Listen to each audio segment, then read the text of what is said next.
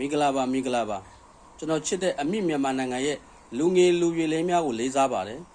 အခုဒီနေ့ share လုပ်ပေးချင်တာကပေါ့နော်လူငယ်တွေအတွက်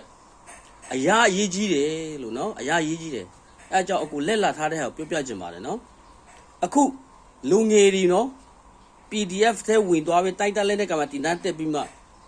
အခုကျွန်တော်တို့ဒီတိုက်ပွဲတွေဖြစ်တဲ့အဲမှာဘလောက်တည်သွားပြီလေပေါ့နော်တိတ်ကနာတိရှိတယ်နော်တိတ်ကနာတနင်္ဂနွေလုံးကတိုက်တာနဲ့ဆိုရင်နော်လူငယ်တွေဟလာခုနလိုပေါ့ဘာမှအကျိုးမရှိဘဲနဲ့တည်သွားတိတ်ကနာရှိတယ်ပေါ့နော်အဲ့တော့ကျွန်တော်တော်တော်လေးကိုစိတ်မကောင်းဖြစ်တယ်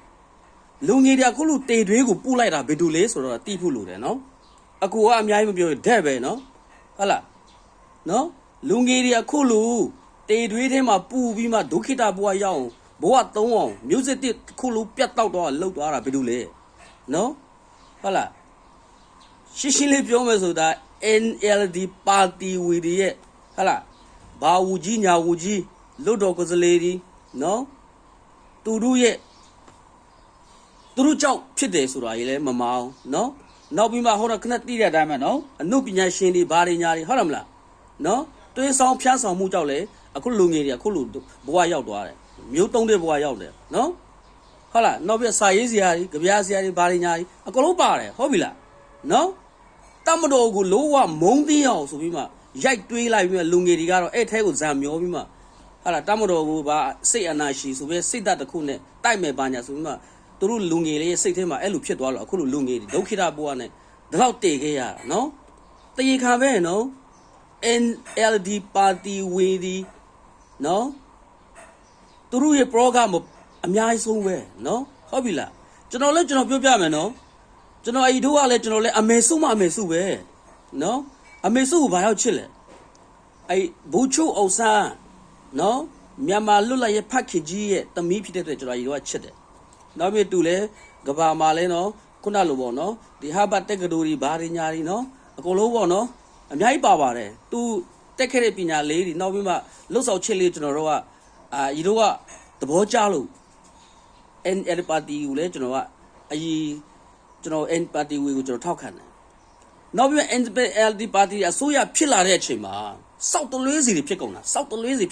နော်ဟုတ်လားနိုင်ငံတော်ရဲ့အမိဆိုးကတော့ဟလာတမဒဖြစ်တယ်နော်ဒါမဲ့အမှအတိုင်းပြခါပုဂ္ဂိုလ်ဆိုပြီးမှဒေါ်အစားကြီးကိုထည့်လိုက်တယ်နော်တမဒအယုတ်ဖြစ်သွားတယ်နော်မြန်မာနိုင်ငံရဲ့တမဒ NLD အစိုးရဖြစ်လာတဲ့ဦးကျော်ထင်ထားလိုက်တော့သူကလူအေးနော်တိပြောစရာတော့မရှိပါဘူးနော်ဒုတိယနည်းနည်းစွာတဲ့ဥဝိမိတက်လာတယ်ဥမျိုးမျိုးကိုပြပြီးမှဥကျော်ထင်ကိုပြပြီးမှ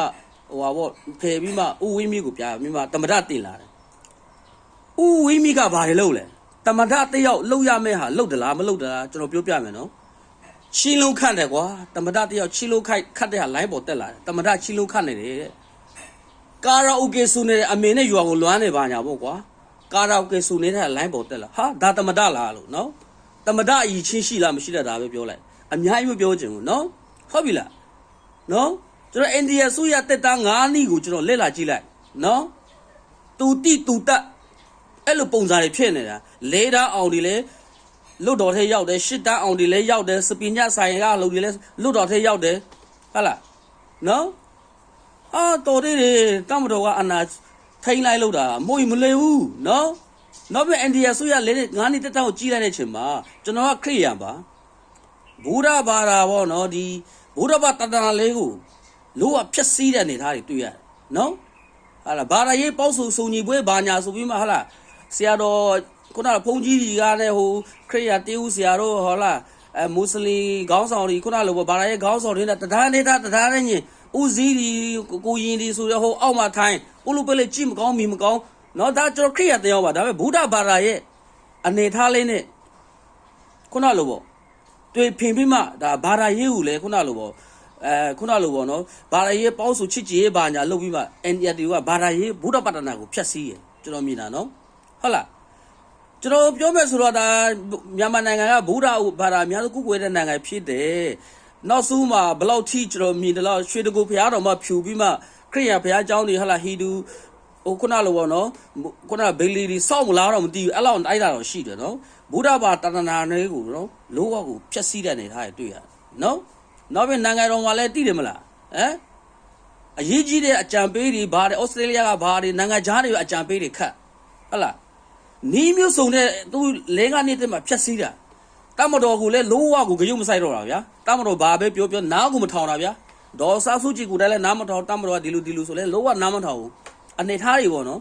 ငါတို့အစိုးရတက်လာပြီငါတို့နောက်မှာပြည်သူတွေရှိတယ်ဆိုတဲ့အတွေးလေးတွေနော်ရှိပတိဦးနောက်နဲ့တိုင်းပြည်ကိုငါးနဲ့လှုပ်သွားတော့တော်တော်လေးတိုင်းပြည်ဒုက္ခရောက်သွားတယ်ဘာမှဖူးတုတ်မှုလည်းဘာမှလှုပ်လာတာမဟုတ်ဘူးဟုတ်လားအဲ့မှာဘာဝူကြီးညာဝူကြီး NLD ဆိုရတက်လာတဲ့အချိန်မှာကျွန်တော်ခုနလိုလူကြီးတွေဘာညာတနက်ဆရာတွေဘာညာဟိုဟာဗောနော်ဟောပြောပေးသူတို့တက်ရောက်ပြီးမှပြောတဲ့ဟာဆိုလဲအာကြီးတို့ကတတ်မတော်ဆိုရကဟာနိုင်ငံချမ်းငွေဘယ်လောက်ချီတာဘီလီယာဘယ်လောက်ကြံသေးတာသူတို့ဘာညာဒါတွေပဲပြောနေတာသူတို့လူရမယ့်ဟာလည်းမလုပ်ဘူးအစိုးရတက်လာပြီး NLD အစိုးရလက်ထက်မှာလဲနိုင်ငံကိုဘယ်လိုတုတ်တက်အောင်နိုင်ငံကိုဘယ်လိုအကောင့်တွေပုံမဲ့ဘယ်လိုအောင်မြေအောင်ဘယ်လိုဟာလာပြည်သူတွေရဲ့ဟာကိုစက်မပါဘူးနော်ပြည်သူကိုအနောက်မှာရှိတယ်ငါတို့နောက်မှာရှိတယ်ဆိုပြီးမှအဲ့ဒီမာနလေးတွေနဲ့တို့လှုပ်ချင်တာလှုပ်နေ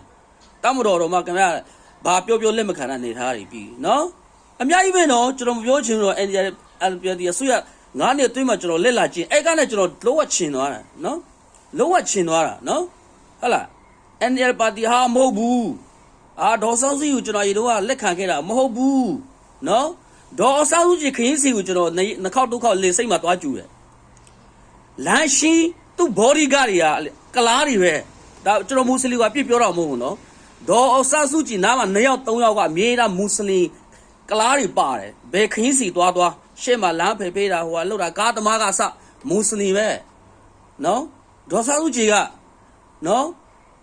တဖြည်းဖြည်းနဲ့ဒေါ်ဆန်းစုကြည်အုပ်ချုပ်ခိုင်းလိုက်ရင်ငါတို့နိုင်ငံတော်မှာမွတ်စလင်နိုင်ငံပြန်ဖြစ်သွားမလားတော့မသိဘူးနော်ဟုတ်ပြီလားအခြားတဲ့အများကြီးရှိသေးတယ်တော့ကျွန်တော်မပြောချင်ဘူးနော်ဒါနိုင်ငံတော်မှာအရေးကြီးတဲ့ဟလာအဲ့စီဥပဒေလေးခါလေးဖြတ်သိမ်းပြလိုက်တာနော်ဝီချင်တဲ့ဝထွေးချင်တဲ့ထွက်ကိုယ့်ရဲ့ channel မှာဘယ်သူဝေမမသိချမမသိချီမမသိလူကောင်းမမသိဓမြမမသိလူစုံမသိဝေချင်လို့ဝေအဲ့လိုလုံးမရဘူးလေကျွန်တော် channel မှာလဲခင်ဗျာကျွန်တော်နဲ့မသိတဲ့မရင်းနေတဲ့လူဝေလို့မရဘူးလေကိုယ့်ဆွေမျိုးတိုင်းဝါကမဟုတ်ဘူးအဲ့လိုသဘောပဲအခုကတော့ဘယ်ခင်ဗျာငါ channel မှာဝေချင်လို့ဝေအဲ့လိုလုံးလိုက်တော့ငါတို့နိုင်ငံလုံးဝပြတ်သွားမယ်ပျက်စီးသွားမယ်အနေထားကိုရောက်သွားတာနော်တမတော်ကဟလာအနာထိတာမြန်သွားလို့မဟုတ်ဒီတက်ဆူးမှာနော်ကျွန်တော်နိုင်ငံလုံးဝဆယ်လို့မရတော့ဘူးနောက်ပြီးမှဟလာသူတို့နောက်မှာ NLD ပါတီနောက်မှာပြည်သူတွေတနိုင်ငံလုံးနှိပါရှိတယ်ဆိုတဲ့အတွေးလေးနဲ့ပြည်သူတွေလက်ရှိလူငယ် music တီကိုအကုန်လုံးရိုက်ချတာတမတော်မကောင်းကြောင်းတွေပဲ NLD အစိုးရလက်ထက်မှာဘယ်နေရာပဲအစိုးရဝူကြီးတွေဘာဝူကြီးတွေဌာနဆိုင်ရာမှာပြောတာတမတော်ကအီတို့ကမကောင်းခဲ့တာတွေအကျွေးတွေဘယ်လောက်ရှိတာဒါတွေပဲပြောတာတွေ့နော်သူလှုပ်ရှားရှိတယ်ဘယ်လိုလုပ်မဆိုတာတခုမှမပြောဘူးအဲ့လိုနေထားအစိုးရလက်ထက်9နှစ်တည်းမှာကျွန်တော်ကြည့်လိုက်တဲ့အချိန်မှာနော်တော်လေးကိုအောက်သားကြတယ်ကွာနော်အဲ့ဒီတော့ကျွန်တော် NLD ကိုကျွန်တော်ထောက်ခံတယ်ကျွန်တော်လည်းစိတ်ဝင်စားရတယ်ဘိုးချိုရဲ့ဟာလာတမီးဖြစ်တဲ့အတွက်ပေါ့နော်ဘိုးချိုအောင်ဆက်တမီးဖြစ်ကျွန်တော်လည်းထောက်ခံနောက်ပတ်ကျတော့ကျွန်တော်နှုံးဖြစ်သွားတာနော်ဟလာအများကြီးမပြောချင်ဘူးကွာနော်ဒေါ်စားစုကြည်လည်းအများကြီးမပြောချင်ဘူးနော်ဟလာလှစားတာမှတကူစားတာတော့ရဟိုက်တော်မှကိုပိုင်ဟိုက်တွေဝယ်တဲ့မဲ့အနေထားနော်ဒါနောက်ဆိုတတ်မတော်ကကာကွယ်လောက်လို့လားမသိပြန်မဝေဖြစ်တာကိုပိုင်ဟိုက်တော်ဝယ်တော့မှာအဲ့မှာခင်ဗျားတို့လည်းတိတာပဲဖြိုးမီတေးကိုရာကိုဦးကြီးချုပ်တွေပါဟာလာရွှေချောင်းတွေပါညာနဲ့ဘလူပေးရတယ်ပါညာလာပေးလိုက်ယူမှလည်းပြောမနေနဲ့ဗျာနော်ကျွန်တော်ကချီမှာလည်းဒီတိုင်းပဲအိန္ဒိယဆိုရလက်ထဲမှာပြောတော့ဘာညာနဲ့ခင်ဗျားလုံငါရှိပါရှိစားပတ်စာတွေယူတလားမမင်းအများကြီးပဲနော်ဟုတ်လားအိန္ဒိယတွေအစိုးရကကျွန်တော်ရိုက်ချင်သွားတာနော်အဲ့တော့ကျွန်တော်နှုံးဖြစ်သွားပြီနော် NLD ဆိုတော့ကျွန်တော်နှုံးဖြစ်သွားပြီကျွန်တော်ချစ်တာမချစ်ဒါပေမဲ့ကျွန်တော်မမုန်းနော်မုန်းလို့တော့မရအောင်ဒီ NLD ကြောင့်ဒါမဲ့ကျွန်တော်မကျင်တတ်တာလူငယ်တွေ PDF ထက်အများကြီးရောက်ပြီးမှအခုတေဆုံးပြီးမှ music တခုတော့ပြတ်သုံးမဲ့နေထားရောက်သွားတာနော်ဟုတ်လား NLD ရဲ့တရေခါပဲလို့ပြောချင်တယ်နော်နောက်ပြီးမှဟိုရောင်ဒီရောင်အမှုပညာရှင်တွေဟုတ်လားဆွဲဆောင်ပြီးမှဘလို့ဘာညာ CDM မလို့ဘာဒီညာတွေဟုတ်လားCNA ရှိကိုဖြုတ်မယ်နိုင်တိုက်မယ်ဘာညာဟုတ်လားစာရေးစရာတွေရောဘာတွေရောအကုန်လုံးဟုတ်လားနော်ဒီလိုလှုပ်လို့လူငယ်တွေကဘာမှမဟုတ်နဲ့ရက်ကျွေးခံရတာအခုတေတွေထဲမှာ NLD ကအခု